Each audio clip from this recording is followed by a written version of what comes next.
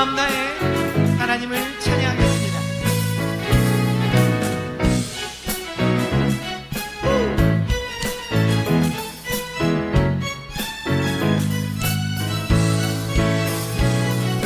내 마음을 가득 채운 주 향한 찬양과 사랑 어떻게 표현할 수 있나. 수많은 찬양들로 그만 표현할 길 없어 다시 고백합니다. 주 사랑 주 사랑해요. 온맘 다하여 말로 다 할 수 없어. 주 사랑해요. 찬양 받아 주소서. 수많은 멜로디와 찬양들을 드렸지만 다시 고백하기 원하네. 주님은 나의 사랑 삶의 중심 되시오. 주를 찬양합니다. 아멘. 주 사랑해요. 온 맘 다하여 말로 다 할 수 없어. 주 사랑해요. 찬양 받아 주소서.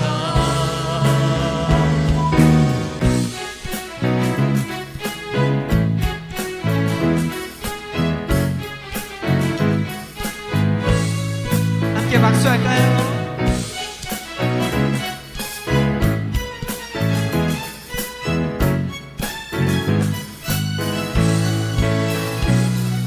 주님 사랑 다시 고백하는 새날 주심 감사해요. 주님 사랑 다시 고백하는 새날 주심 감사해요.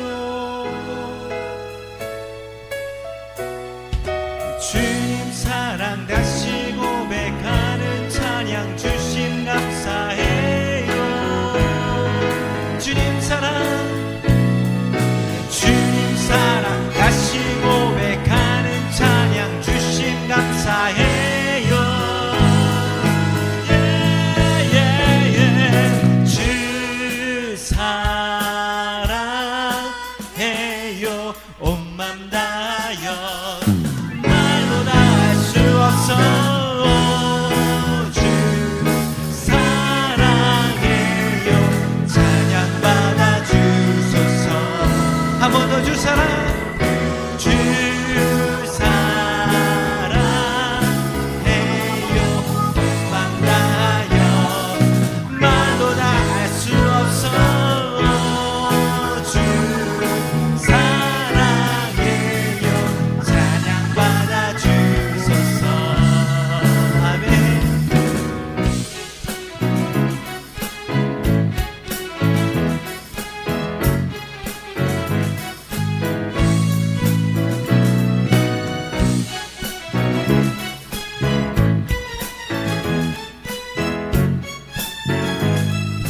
우리 찬양을 받으신 주님 앞에 감사의 박수 올려드리겠습니다. 할렐루야.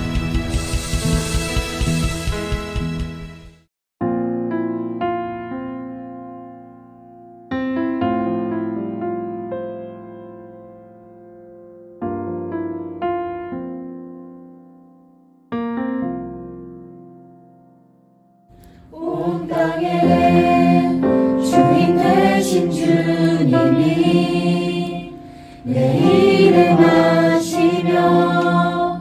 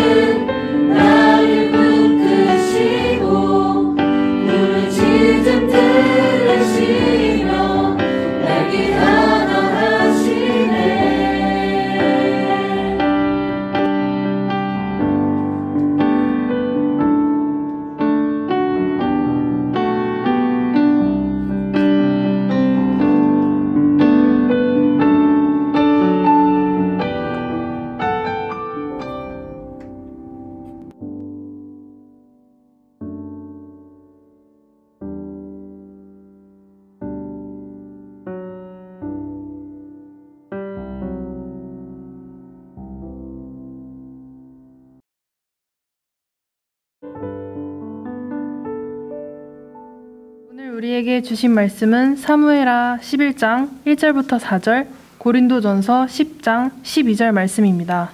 그 해가 돌아와 왕들이 출전할 때가 되매 다윗이 요압과 그에게 있는 그의 부하들과 온 이스라엘 군대를 보내니 그들이 암몬 자손을 멸하고 랍바를 에워쌌고 다윗은 예루살렘에 그대로 있더라. 저녁 때에 다윗이 그의 침상에서 일어나 왕궁 옥상에서 거닐다가 그곳에서 보니 한 여인이 목욕을 하는데 심히 아름다워 보이는지라. 다윗이 사람을 보내 그 여인을 알아보게 하였더니 그가 아뢰되 그는 엘리암의 딸이요 햇사람 우리아의 아내 밧세바가 아니니이까 하니. 다윗이 전령을 보내어 그 여자를 자기에게로 데려오게 하고 그 여자가 그 부정함을 깨끗하게 하였으므로 더불어 동침하매 그 여자가 자기 집으로 돌아가니라. 그런즉 선줄로 생각하는 자는 넘어질까 조심하라. 아멘.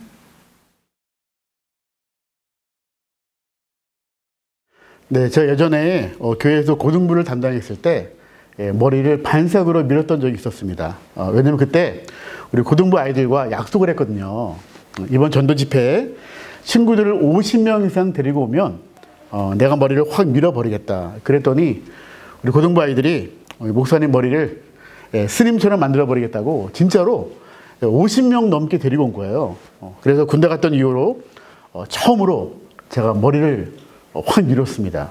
그때 뭐 젊어 보인다 이런 말부터 목사님 무슨 투쟁하시나요? 이런 반응이 있었고요. 뭐 심지어 아니 목사님이 개종하셨습니까? 그런 뭐 여러 가지 반응이 있었는데 여러분 그런 말이 있죠. 여자는 화장빨이고 남자는 머리빨이다. 실제로 남자의 이미지를 결정하는 60% 이상이 헤어스타일이라고 합니다. 그래서 머리를 반삭으로 밀어도 여전히 잘생긴 사람이 진짜 잘생긴 거래요. 반삭을 해도 어울리는 사람들이 좀 있죠. 예를 들어서 원빈, 또 조인성, 또 현빈, 또 외국 배우 중에서 브래드 피트, 그리고 강명구. 미안합니다. 좀 우스갯소리로 우리 여학생들은 나중에 남자친구 생기면 꼭 반삭해보라고 한번 시켜보세요. 그래서 만약 반삭을 했는데 전혀 다른 사람이 되었다면 그동안 머리빨에 속은 거죠. 이처럼 반삭을 하면 그 사람의 원래 얼굴이 그대로 드러나는 것처럼 오늘 사무엘하 11장에 나오는 다윗의 모습도 그렇습니다. 지금까지 다윗은 정말로 너무나 괜찮은 사람처럼 보였습니다. 거인 골리앗을 믿음으로 이겼고 또 사울에게 쫓겨다니는 그 오랜 광야의 시간을 거쳐서 결국에는 이스라엘 왕이 되어서 지금까지 그야말로 승승장구해 왔습니다. 그런데 다윗을 그렇게 보이게 했던 겉모습을 다 밀어버리니까 어떤 모습입니까?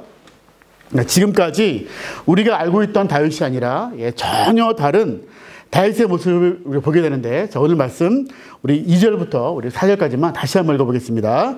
저녁 때에 다윗이 그의 침상에서 일어나 왕궁 옥상에서 거닐다가 그곳에서 보니 한 여인이 목욕을 하는데 심히 아름다워 보이는지라.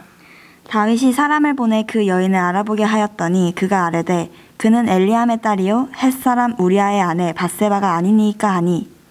다윗이 전령을 보내어 그 여자를 자기에게로 데려오게 하고 그 여자가 그 부정함을 깨끗하게 하였으므로 더불어 동침하매 그 여자가 자기 집으로 돌아가니라.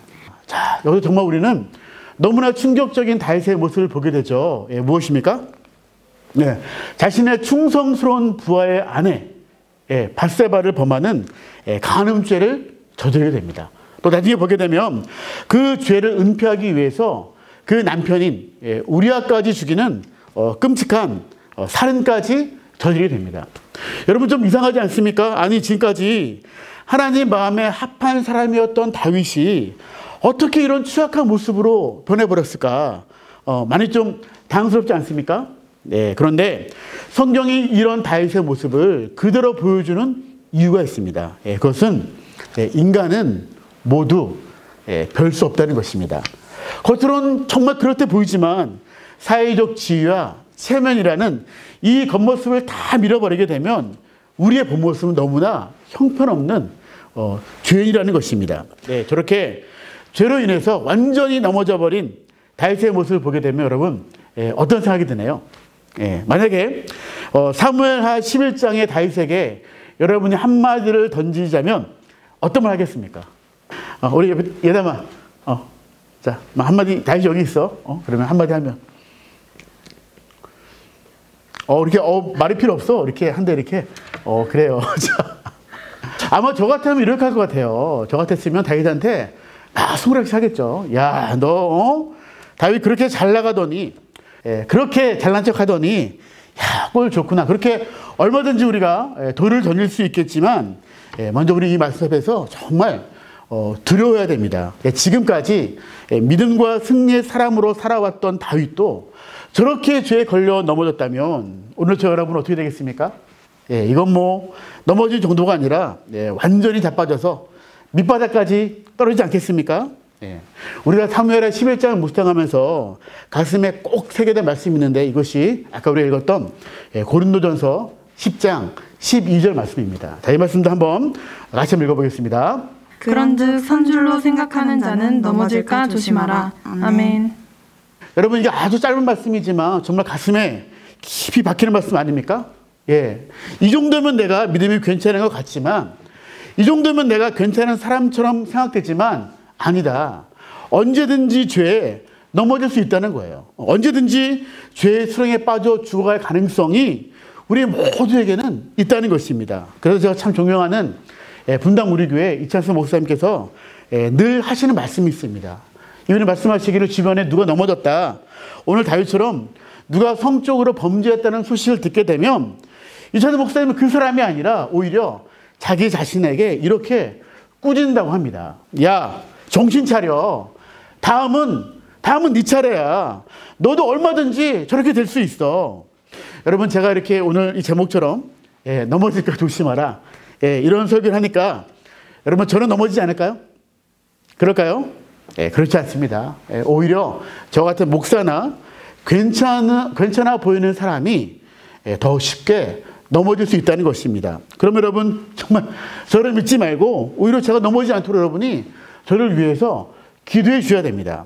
물론 사람이 여러분 살다 보면 좀 때로 실수할 수도 있고 때로 넘어질 수 있죠. 그럴 수 있습니다. 그런데 한 번 넘어지게 되면 정말 다시 일어서기가 쉽지 않은 죄가 바로 이 성적인 범죄입니다. 여러분 그런 말 많이 쓰지 않습니까? 너 그러다가 한 방에 훅 간다. 그런 말 쓰지 않습니까? 정말 우리를 말 그대로 한 방에 훅 가게 만드는 것이 이 성적인 범죄라는 거예요. 가끔 이제 어떤 TV를 보게 되면 유명한 연예인이나 어떤 그런 정치인이 무슨 뭐 음주운전을 했다거나 어떤 사고를 쳐서 뭐 온갖 욕을 다 먹어도 어떻습니까? 근데 뭐 사과문 발표하고 어느 정도 반성의 시간을 가지게 되면 다시 컴백하는 경우가 많이 있죠. 그렇지 않습니까? 그런데 절대 돌아올 수 없는 잘못. 한 번 저지르면 끝나는 죄가 있는데 그것이 무엇입니까? 바로 성적인 범죄입니다. 여러분 제가 지금 여기서 구체적인 이름을 뭐 누구라고 말하지 않아도 여러분 떠오르는 사람이 많지 않습니까? 왜냐하면 여러분 모든 죄가 우리를 괴롭게 하고 우리 인생을 다 망가뜨리지만 특히 여러분 우리의 모든 것을 다 불태우는 이 죄가 무엇이냐 바로 성적인 범죄이기 때문입니다. 이 성적인 범죄는 여러분 우리의 영혼을 불태우고 뿐만 아니라 우리의 소중한 가정을 다 불태워버리고 사람들의 관계도 불태워버리고 뿐만 아니라 지금까지 내가 힘들게 쌓아왔던 이 모든 것을 다 불태우고 그렇게 모든 것을 불태워서 죄로 만들어버리기 때문에 이 성적인 범죄가 참 무서운 것입니다. 여러분 지금까지 가장 오래되었지만 지금까지 여전히 사용하고 있는 불조심 표가 있다 그러죠. 혹시 뭔지 아십니까? 너도 나도 불조심, 자나깨나 불조심, 그리고 꺼진 불도 다시 보자. 불조심 표만큼 우리가 정말 조심하고 또 조심해야 될 것이 바로 성적인 범죄입니다. 다시 한번 강조하지만 여러분 이 성적인 범죄는 우리의 인생의 모든 것을 다 불태워버리거든요. 그래서 실제로 너무나 귀하게 쓰임받던 하나님의 사람이었는데 한번 성적인 죄에 넘어져서 그 특별한 은사, 그 엄청난 능력이 죄에 다 불타버리고 끝난 경우가 너무나 많이 있습니다. 그런데 우리가 늘 빼놓지 않고 기도해야 될 제목이 있습니다. 그것은 바로 이것입니다. 하나님, 우리를 시험에 들게 하지 마옵시고. 여러분 많이 들어본 구절 아닙니까? 어디서 들어봤죠? 그죠? 예, 찬양이 어떻게 알았어? 바로 예수님께서 가르쳐 주신 주기도문에 있죠. 예수님께서 우리에게 시험에 들지 않기를 기도하라고 하신 이유가 무엇이겠습니까? 네, 바꿔 말하면 그만큼 우리를 시험에 들게 하는, 다시 말해서 우리로 하여금 죄를 짓게 하는 유혹과 환경이 너무나 많다는 거예요. 그러니까 만약에 우리가 시험에 들지 않기를 기도하지 않으면 우리는 금방 죄에 넘어질 수밖에 없다는 것입니다.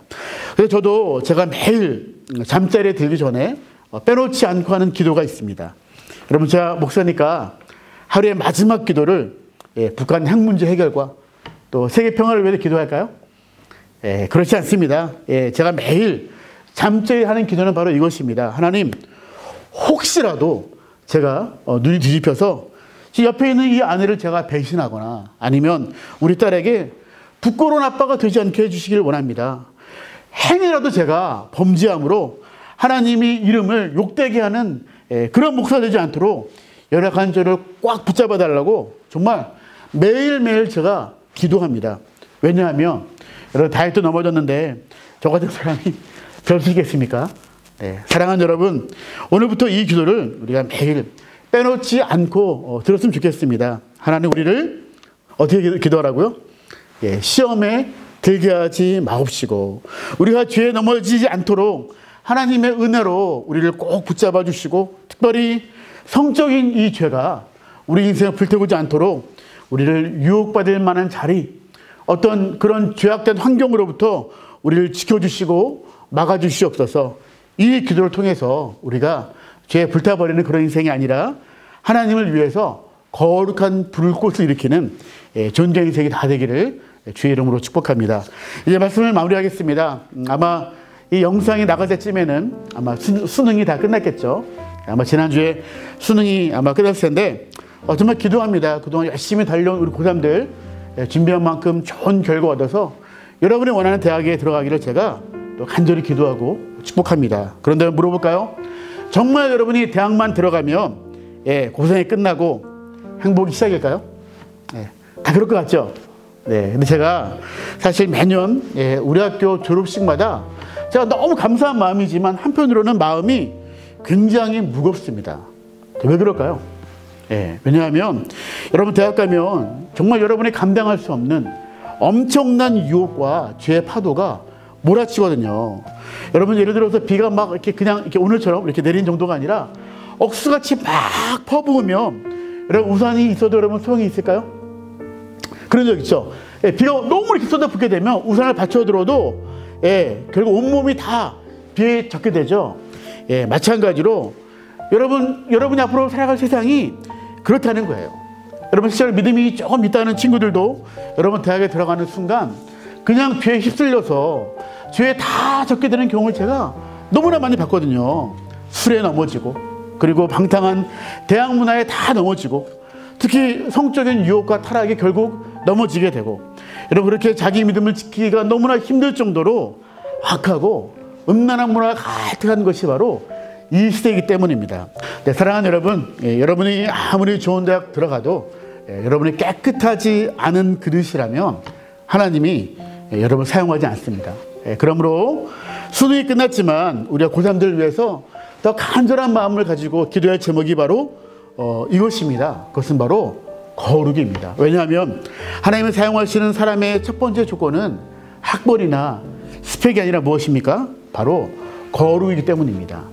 여러분, 특별히 마지막으로 이 말씀도 꼭 드리고 싶습니다. 아마 어쩌면 과거에 저지른 성적인 실수나 죄로 인해서 고통받고 괴로운 영혼이 어쩌면 있을 수도 있습니다. 그럼에도 불구하고 우리가 바라볼 수 있는 소망이 바로 예수님의 십자가입니다. 예수님이 십자가 흘렸던 그 예수님의 그 피가 우리의 지난 모든 잘못을 용서해 주세요. 그리고 모든 죄를 정결하게 하시고 또 부끄러운 모든 허물까지 다 덮어줄 것입니다. 비록 성적인 죄가 우리 삶을 다 불태워서 끝내려 할지라도 예수님의 십자가 은혜가 그 모든 죄의 저주를 끊고 우리를 새롭게 하고 다시 시작할 수 있는 능력을 주실 줄로 믿습니다. 이것이 바로 우리가 늘 찬양할 수밖에 없는 십자가의 은혜이자 십자가의 능력인 줄로 믿습니다. 날마다 이 십자가를 꼭 붙잡고 시험에 들지 않기를 우리가 기도함으로 하나님이 귀하게 사용하시는 거룩한 그릇이 다 되시기를 주의 이름으로 축복합니다. 우리 함께 같이 한번 기도하겠습니다. 하나님 참 감사합니다. 우리를 죄에서 구원하셔서 또 거룩한 하나님의 자녀로 불러주시니 참으로 감사를 드립니다.